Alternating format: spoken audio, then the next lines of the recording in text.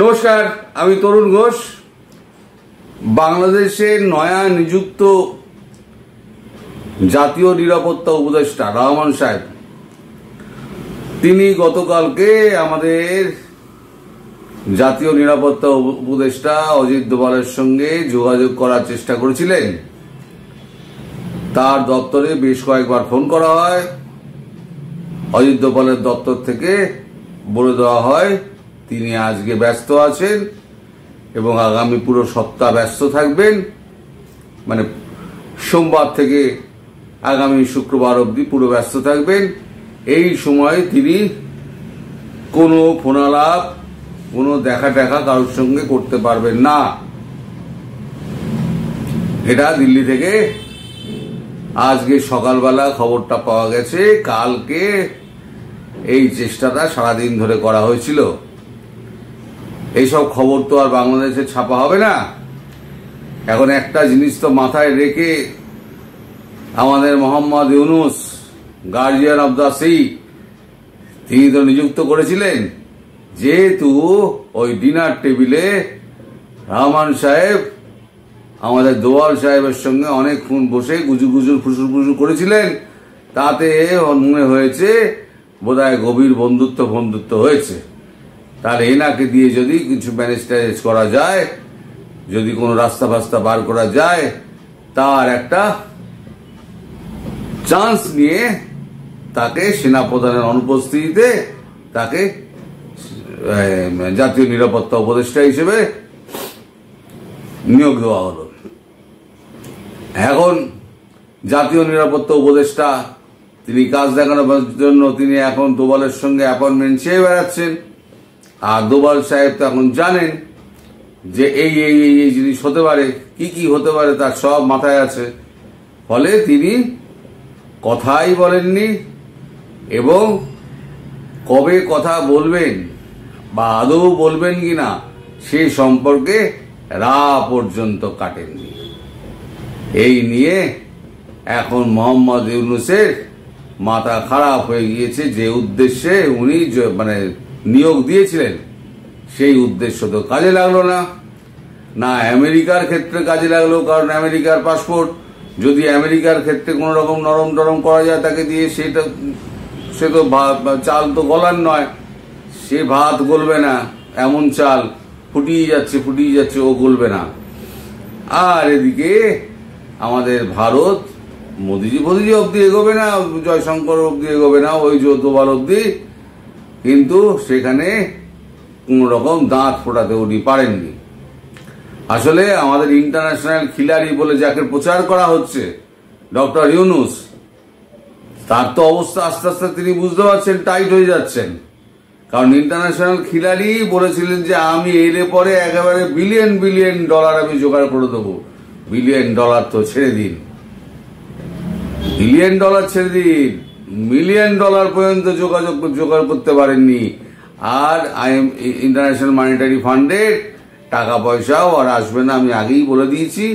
আর আসবে না কোনো বাইরের দেশের লোক, কেউ এই সরকারকে জোর করে যে সরকারটা গড়া হয়েছে কারোর মান্যতা নেই, অসাংবিধানিকভাবে গড়া হয়েছে, সেই সরকারকে লোন দেবে না বা টাকা পয়সা দেবে না। এখন ব্যাপার হচ্ছে এদিকে আওয়ামী লীগ ছড়িয়ে ছিটিয়ে দুমদাম করে এদিক ওদিক সমস্ত মিছিল টিছিল শুরু হয়েছে। আওয়ামী লীগ ভেতর দিক দিয়ে চেকে গেছে। ফলে এইটা যদি এখন রোগের মতো এখন যদি ব্যাপকভাবে ছড়িয়ে পড়ে, সেক্ষেত্রে কিন্তু খুব মুশকিল আছে। সেক্ষেত্রে কিন্তু উনি একটু ভেতরে ভয় পাচ্ছেন। শুধু উনি ভয় কেন পাচ্ছেন বলবো, ভয় পাচ্ছে ওনার সঙ্গী সাথীরাও। আগে ভিডিওগুলো দেখুন, তারপরে আমি বলছি।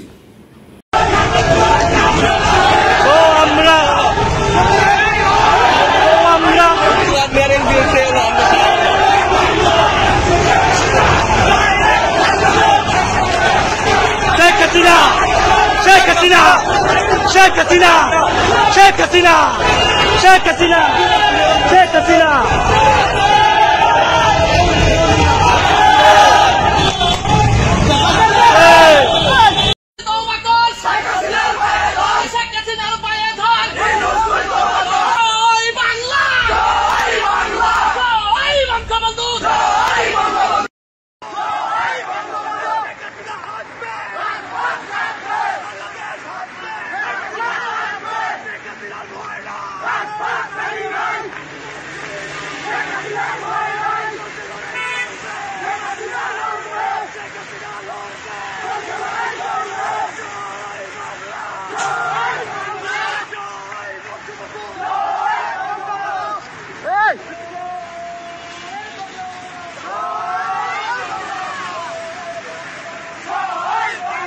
এখন এইভাবে যদি মিছিল বার হয়, ছোঁয়াচে রোগের মতো, ভাইরাসের মতো যদি ছড়িয়ে পড়ে সারা বাংলাময়, তাহলে কি হতে পারে সেটা মোহাম্মদ ইউনূসকে খুব ভাবাচ্ছে।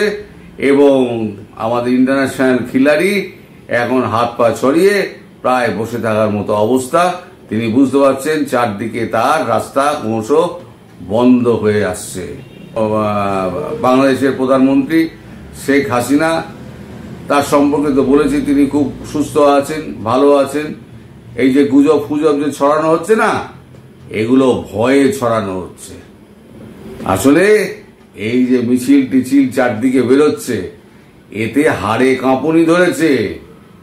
এই যে আমাদের যত চ্যাংড়া যত উপদেষ্টা আছে, তারপরে আপনার সমন্বয়ক আছে, তারা নানান রকম বক্তৃতা এখন মুখ দিয়ে বেরোচ্ছে, উল্টো পাল্টা খবর বেরোচ্ছে সমস্ত সংবাদ টংবাদ। যদিও এখন তারা অনেক চেপে গিয়েছে, তাদের এখন বেশি খুব একটা ফেসবুকে তারা খুব একটা অ্যাক্টিভ নয়, তারা খুব এখন মেপে ঝুঁকে কথা বলছে। তারপরেও হাসনাত আবদুল্লাহ যে সমস্ত কথাবার্তা বলছে, সার্জিস আলম যে সমস্ত কথাবার্তা বলছে, এর ফলটা তারা খুব ভালো মতোই পাবে। ভয়ে যাদের অবস্থা খারাপ তাদের দিকে চেয়ে দেখুন, তবে খুব ভালো, এটা ভালো যে डरना जरूरी है। क्या है? डरना जरूरी है। ভয় না পেলে কাজ হয় না, ভয় পেতে হবে।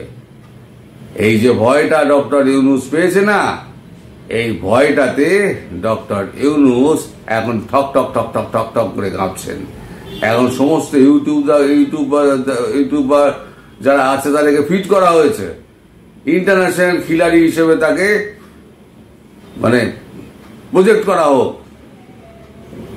তাই তিনি সব জায়গায় মানে তার অবাধ দ্বার, কোথায় দ্বার আমি এখনো পর্যন্ত খুঁজে পেলাম না। অনেক মিনতি করে তারপরে তো এই তো আমাদের মোদিজির সঙ্গে একদম প্রায় পায়ে পড়ার মতো অবস্থা হয়ে তারপরে মোদিজির সঙ্গে দেখা করেছিলেন। ইন্টারন্যাশনাল খিলাড়ি কি করে হয়? পাশের রাষ্ট্র যে 2015-তে যিনি একটা পুরস্কার ছোট হলেও তুলে দিয়েছিলেন, তার সঙ্গে 2024-এ দেখা করতে গিয়ে তার পায়ে পড়তে হচ্ছে। কিসের ইন্টারন্যাশনাল খিলাড়ি?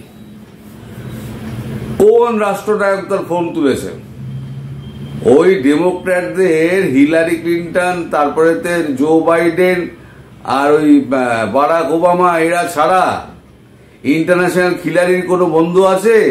সারা বিশ্বে উনি বন্ধুহীন। উনি তো রাজনীতি করেননি, উনি সমস্ত এই ব্যবসাপাতির জন্য উনি সমস্ত বিভিন্ন জায়গায় ঘুরেছেন, কিছু লোকের সঙ্গে আলাপ আছে। তার মানে তাকে ইন্টারন্যাশনাল খিলাড়ি হিসেবে প্রজেক্ট করা যায় না। ইন্টারন্যাশনাল খিলাড়ি কারা? এরা হচ্ছে মোদিজি, পুতিন, এরা হচ্ছে ইন্টারন্যাশনাল খিলাড়ি। শি জিনপিং, ওদিকে ডোনাল্ড ট্রাম্প, ফ্রান্সের প্রধানমন্ত্রী প্রেসিডেন্ট ম্যাক্রন, এরা হচ্ছে ইন্টারন্যাশনাল খিলাড়ি। আর কোথায় আপনি মোহাম্মদ ইউনূস কবে একটা জোচ্চুরি করে একটা পেয়েছিলেন, আপনি একটা নোবেল পুরস্কার পেয়েছিলেন, তাই দিয়ে ধুয়ে জল খাবেন? এখন ভয় থাকুন, ওই বললাম ডারনা জরুরি হ্যায়।